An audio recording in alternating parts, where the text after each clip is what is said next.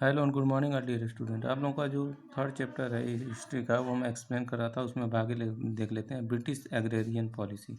जो ब्रिटिश थे, अंग्रेज थे, उनका जो एग्रेरियन यानी कृषि से संबंधित पॉलिसी जो था उसके बारे में। The chief objective of the British agrarian policy was to get them as much land revenue as possible.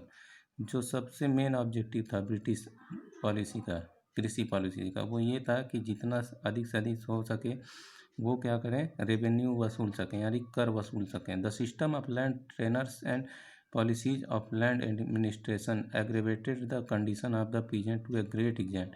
इसकी वजह से जो पीजेंट थे यानी जो किसान थे उनको बहुत ज़्यादा क्या हो रहा था, दिक्कत हो रहा था। जो कंडीशन था बहुत ही बुरा हाल था। They adopted the following types of land revenue system. तो अंग्रेज़ों ने कुछ सिस्टम जो अपना लैंड रिवेन्यू लेने के लिए जो अडॉप्ट किया था वो आगे देख लेते हैं क्या था। इजारदारी सिस्टम, सबसे पहला जो सिस्टम था वो कौन सा था, इजारदारी system. Focus on Bengal and Bihar, ये कहाँ पे, बंगाल और बिहार में। After the British got the Diwani rights in Bengal Bihar and Orissa in 1765। जब ब्रिटिश को, अंग्रेज़ों को 1765 ईस्वी में, ठीक है ना, दीवानी राइट यानी दीवानी अधिकार उनको मिल गया बंगाल बिहार और उड़ीसा में, ठीक है ना। तो उन्होंने क्या किया, अपना ओल्ड सिस्टम रिवेन्यू एडमिनिस्ट्रेशन, उन्होंने जो अपना पुराना सिस्टम था रिवेन्यू वसूलने का वो क्या कर दिया, लागू कर दिया। इन दिस, इसमें क्या था, the revenue official collected land revenue from peasant. इसमें ये था कि जो लैंड है पीजेंट का, उससे क्या करना है, वसूली करना है, उसका रिवेन्यू वसूलना है, राजस्व वसूलना है, कर वसूलना है। They deducted 10% from his as their commission and deposit the remaining amount with the treasury.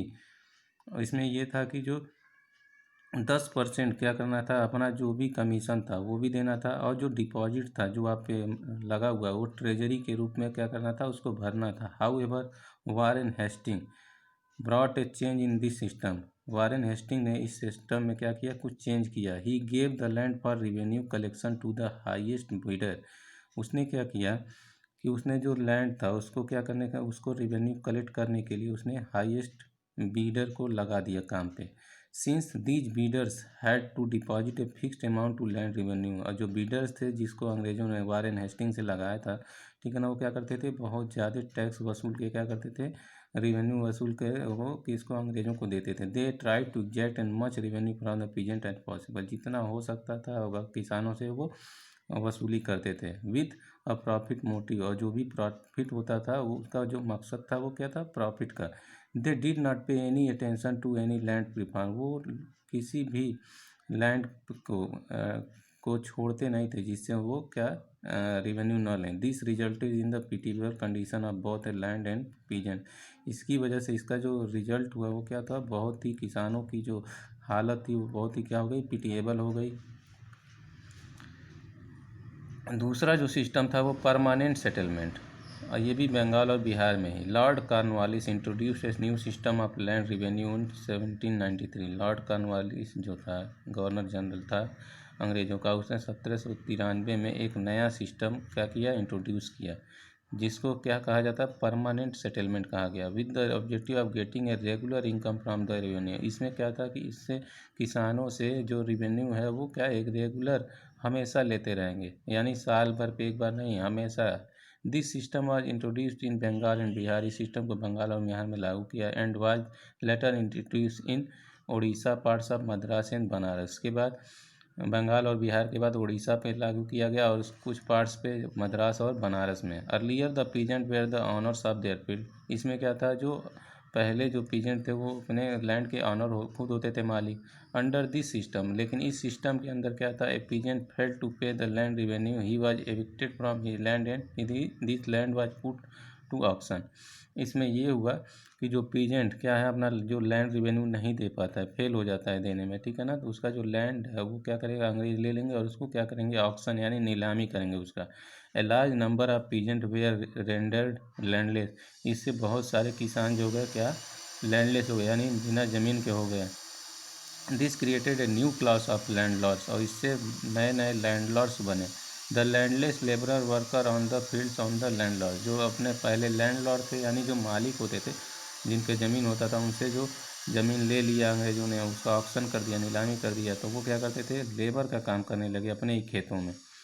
अब इसके बाद मेरिट्स ऑफ परमानेंट सेटलमेंट। अब परमानेंट सेटलमेंट का कुछ मेरिट भी था, देख लेते हैं क्या मेरिट था। This system had it impact not only on agriculture, ये जो सिस्टम था सिर्फ एग्रीकल्चर पे ही इसका असर नहीं पड़ा, but also on social, political and administrative aspect. इसका जो असर था वो सोशल, पॉलिटिकल और एडमिनिस्ट्रेटिव तीनों पे पड़ा।